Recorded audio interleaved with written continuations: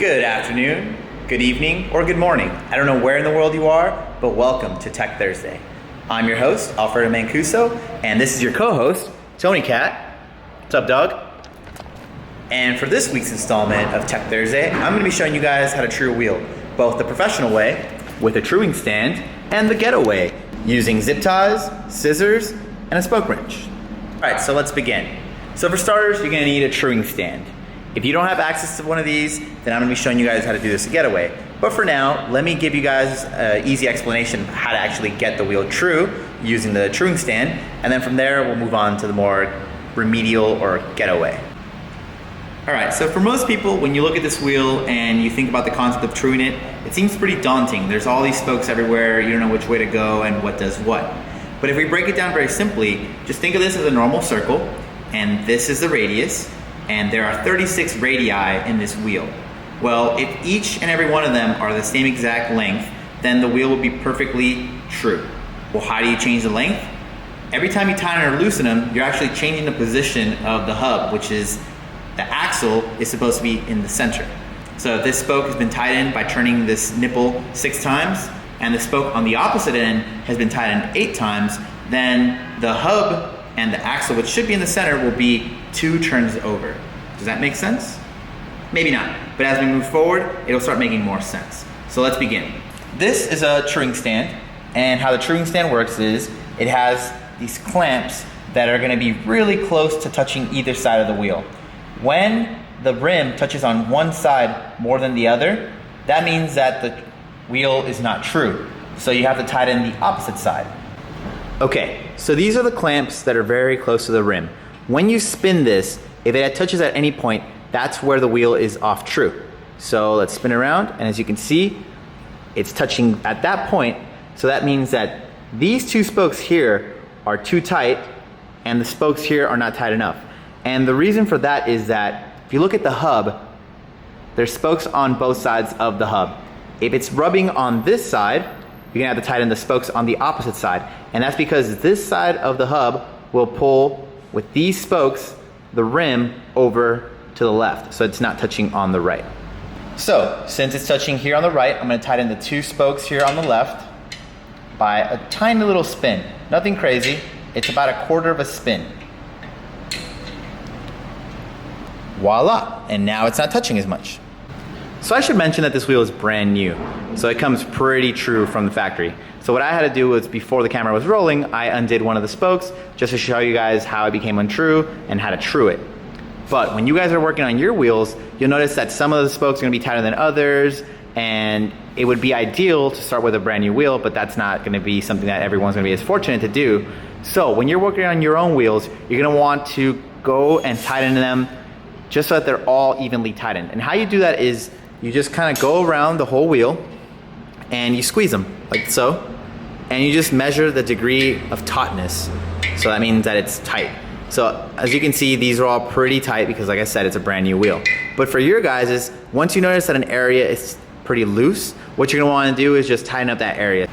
All right, so to help make this tutorial a little more relatable to you guys, I found the back wheel in the back of the shop that could really use some help.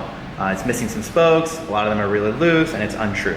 So what we're gonna do is the same thing. We're gonna put the wheel on the truing stand, get a spoke wrench, and then comb through the wheel by squeezing the spokes together. As you can see, there's like these little A patterns here, and you can squeeze both of them at the same time to see where the spokes are the most loose. So I found this pair right here that's pretty loose. So we're gonna place the spoke wrench on the nipple, and then you're gonna turn it about, so imagine there's a circle, and if you do one whole 360, that's a full spin. Then if you only do a 180, that's half a spin. And then if you do a 90, that's a 1/4 spin. So you're gonna wanna always work at 1/4 spins. So you're gonna wanna give this spoke a 1/4 spin, and then the spoke that's not directly next to it, but it's gonna skip one because wheels are staggered. So you have like these little A-frames, and there's another A-frame that's staggered this way. So you're gonna wanna tighten these 2 A's with one that's in the middle. And I'll go into a closer detail so you can see that. So as I was referring to earlier, these are the A's. So I guess you could call them a triangle, but these 2 spokes would be kind of the pair, and then there's another triangle that's behind that's staggered. So as you can see, one is on the inside and one is on the outside, but this is the one that you're focused on. So this triangle is the one that we're tightening or loosening. So again, these two were a little loose earlier. I got them tightened. I did a quarter spin on this spoke and a quarter spin on this spoke. And now when you go on the other side, they feel just about the same tightness. All right, so now that we have the majority of the spokes at the same degree of tightness, we're trying to find an area where there might be a big skip or a hop or anything like that. And I found that right here, there's a spoke missing. So we have to get a spoke on the wheel, through the hub, and into the rim. So how you do that is, when you look closely at the hub, you could see that the spokes alternate. So one goes heads up and one goes heads down. And the reason for this is that so that there's an area of overlap. So that means that one spoke is gonna go on the inside of the hub and one's gonna go on the outside of the hub. So as you can see here, there's an intersection. Well, the one that's on the outside has the head on the inside, and that way it's able to nicely go over the hub and be nice and flush. But as you can see, we're missing one here, and this is the one that's gonna be heads up. So what that means is that the spoke has to come in through this side, go across the rim, go across the hub and the other spokes, and then when you pull it up, the head should be up. So as you can see, I got the spoke in the hub and the head is facing outward. So had it been the opposite and you needed it to be heads down, you have to insert the spoke through the back. So you have to go across this side of the hub flange, through the hub, and on this side. Okay, so let's say you broke the spoke that faces heads down, like this one. This one is a little more tricky because you have to go on the opposite end, feed the spoke through the wheel, through all the spokes that are already in there, and then push it through, come back on this side and pull it out, and then you will be faced with 3 spokes that are head down, as you can see. So that's how you find out that it's not the right one, because it should always alternate. So as you can see here, head down, heads up, head down, head down, head down. That's wrong. So we know that it's the right one. So again, pull it out, put it through this side. You might have to bend it a little bit, and that's fine. If you have to bend the spokes a little bit, it's no biggie. They're metal, they can face it. And then pull it up, and as you can see, it's heads up, heads down, and there's a heads down to the right of it, so we're all set. All right, so now that the spoke is in place, we gotta still kind of like bend a little bit to get it on the right part of the rim. And you go all the way over to where the hole is, and you put it through. All right, another important part is, anytime you have a spoke that faces heads up, when it's gonna go on the top part right here, and it forms that A, all the face up ones have to cross over and on top of the ones that are face down. So this spoke has to actually come back out, come back in front of this, and form that A, but with, again, the heads up spoke here, crossing here, and then gets on the rim right here. Then, just gotta move the rim strip that's on top, and then feed the nipple through the rim hole, and then tighten her up. The first few spins you can usually do with your finger, and then after that, gotta use a trusty spoke wrench. All right, so now that the wheel has all 36 spokes in it, you can finalize the truing process. And again, as you can see, we're gonna tighten up these clamps and see where it's rubbing.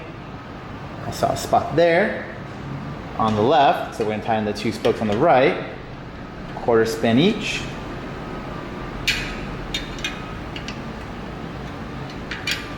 Spin it again. And then if it doesn't touch anymore, you can get the clamps even closer until it starts touching again. All right, so once all the imperfections have been trued going left and right, or the x-axis, the next thing you want to focus on is the y-axis. So that means that the wheel doesn't have a hop. You don't want it like swaying up and down and bouncing. So the way that we do that is a truing stand has these 2 little points at the very bottom.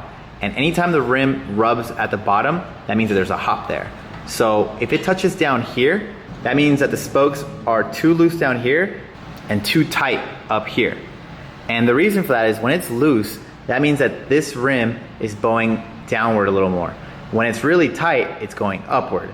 So any point where it's touching down here, that means there's a bounce downward. So you have to, again, tighten this area here. And usually for this, you want to tighten the 4 spokes. You want to do the 2 on this side and the 2 on that side. And again, there's that little intersection here where there's an A on the left and an A on the right. And in the middle, you can see that they stagger. So you want to tighten all 4 of these. All right, so to make things even easier when I'm explaining this, we'll call this 12 o'clock, this will be 3 o'clock, this will be 6 o'clock, and 9 o'clock, just like a regular clock.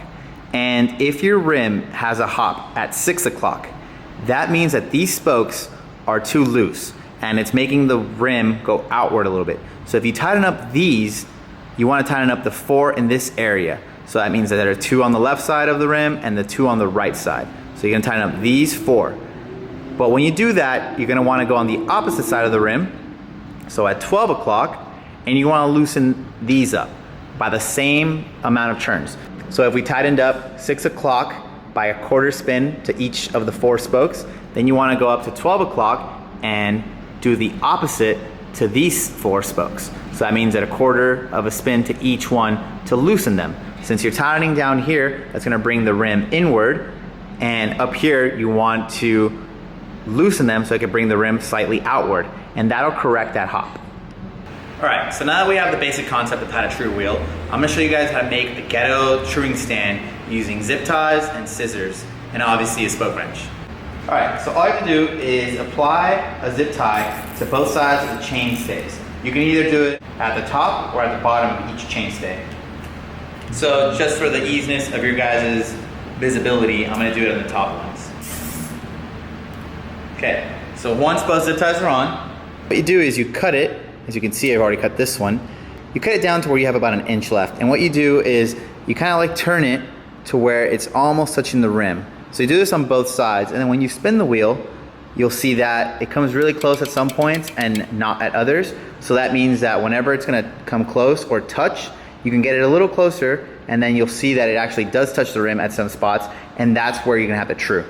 Again, you're gonna wanna come on the other side, cut it about to where there's 1 inch left, and then turn it inward to where it's really close to the rim. And then now you see we have them on both sides. So just like the regular truing stand, you just give the wheel a little spin, and you can hear where it's actually rubbing.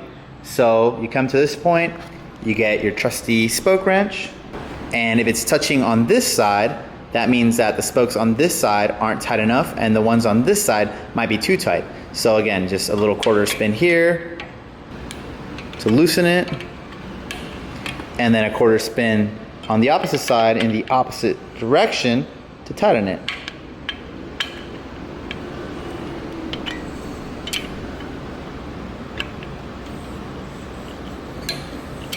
Then you go back and see if it's rubbing anymore. And then eventually, it shouldn't touch anymore. And voila, your wheel is true. If you want to be a real perfectionist, then if your back end has this kind of like cross member here, you can actually attach a zip tie there and then lower it a little bit after you cut it, obviously, and see where your wheel might have a hop. The reason that it doesn't work as well is because your tire or tube might have an imperfection and it might bounce there, but it still does help you to kind of like see if there's any kind of hop. Like I said, this wheel is new, it's on a new bike, so it's gonna be pretty true out of the box, but you know, you could still use it to try and see if there's any imperfections, like I said earlier.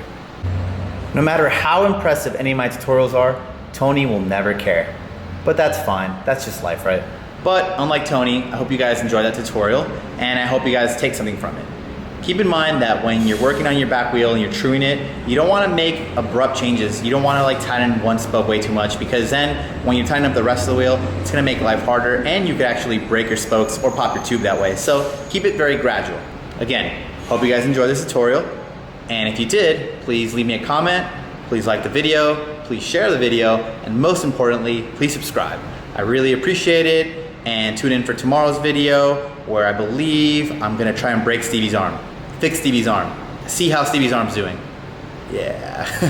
All right, guys. Much love. Peace out.